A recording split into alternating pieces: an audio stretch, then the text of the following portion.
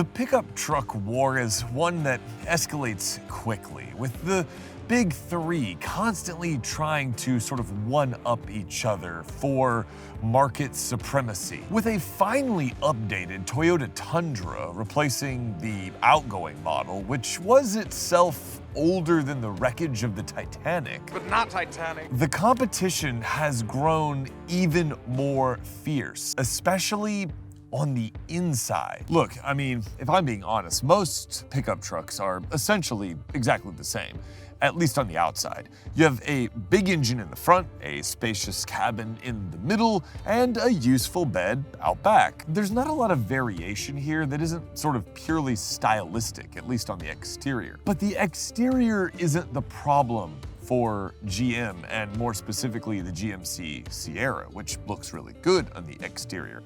The problem is here on the inside of the Sierra, where the interior materials lag behind the Ford F-150, the Ram, your local Starbucks, and that couch on the side of the road that your neighbors just won't bring back inside.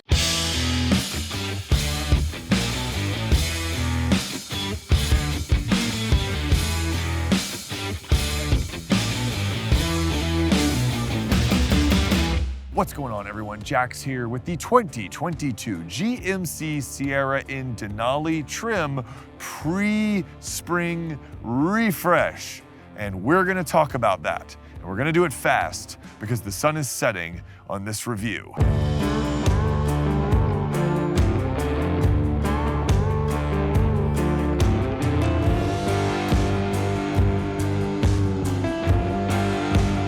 I've looked at two different versions of the GMC Sierra before, the AT4 as well as last year's Denali trim, and I generally liked both of them. My main praise came from the driving experience. Both of those models drove exceedingly well, and I haven't driven the Ram yet, but I think it's fair to sort of declare that the GMC Sierra is one of the best driving full-size pickup trucks. Both the Duramax diesel that I had in the AT4, as well as the 6.2-liter V8 that I had in the Denali, had plenty of pickup, and they also shared a torque number, and it's a lot of torque.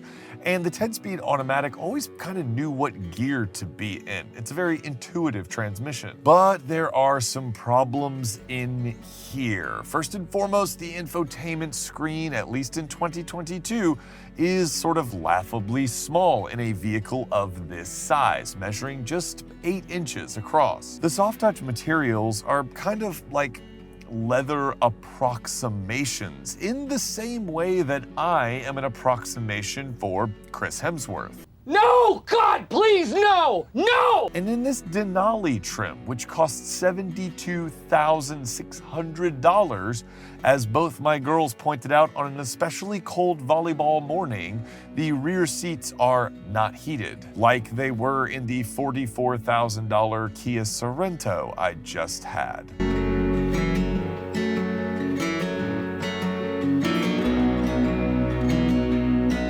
But fear not, help is on the way in the form of a pretty extensive interior refresh for the GMC Sierra, especially in the Denali and AT4 trims, which sort of gain an upper echelon above each of them, the AT4X and the Denali Ultimate, which sound appropriately awesome. So what can we expect from these two interior trims in terms of quality and design?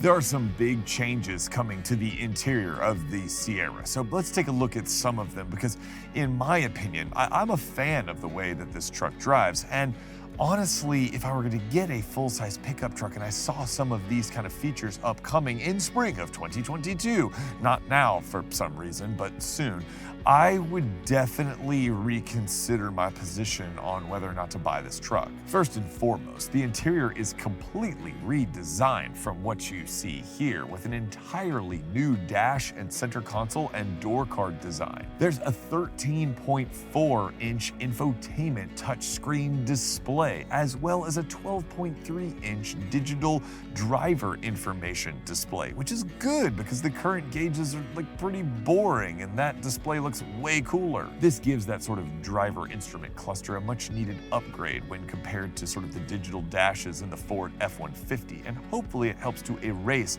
the small 8-inch infotainment screen in the middle from your memory. And that's good because the interior materials receive a big upgrade.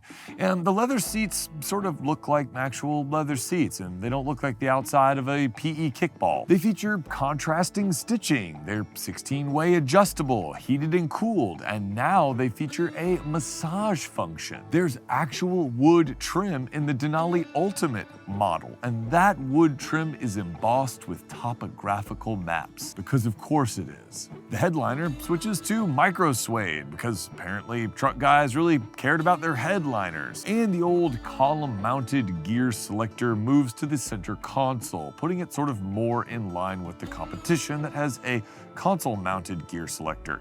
Personally, I thought the column one was kind of trucky charming, but you know, copycats gotta copy. So as you can see, the Sierra Denali in Ultimate trim coming in spring of 2022 is gonna be a big departure from the truck that you see here. So I guess that leaves the question of, should you buy a current 2022 GMC Sierra Denali? And the answer is obviously no. No, of course you shouldn't. You should wait for this new awesome truck to arrive. You would be absolutely nuts too. The new GMC Sierra Denali Ultimate and the AT4X look freaking dope. Why would you buy this one? Personally, I've got my eye on that AT4X model, and if I was gonna get one, that's probably the one that I would get. I cannot wait to get behind the wheel of one of those. I think it looks fantastic. Tune in here when those trucks drop, because as soon as I get behind the wheel of one of those, I really want to do an in-depth dive on that, especially when I have the opportunity to test the upcoming Toyota Tundra. Oh, and did I mention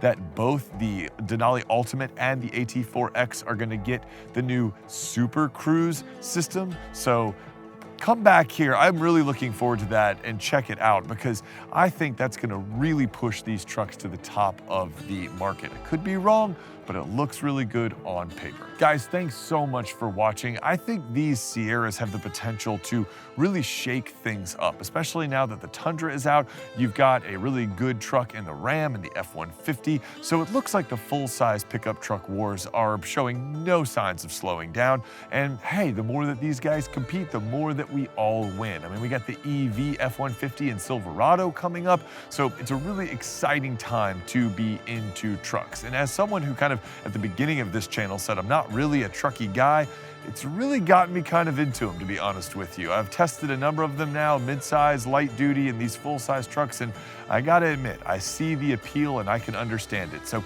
as soon as this sort of next gen comes out, I hope to bring it to you here, and I hope you'll come back and watch. So until then, please ride safe, drive safe, and don't forget to like, don't forget to subscribe, don't forget to share, and don't forget to shout from the rooftops how much you enjoy this channel, and I will catch you in the next trucky video. All right, peace.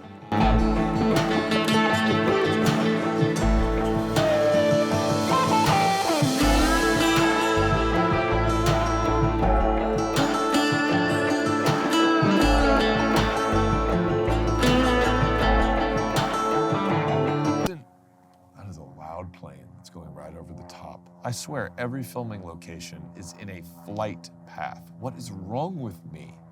Might as well go film at the Atlanta airport. What the hell is this idiot in the van doing? God, people are stupid. I hate you.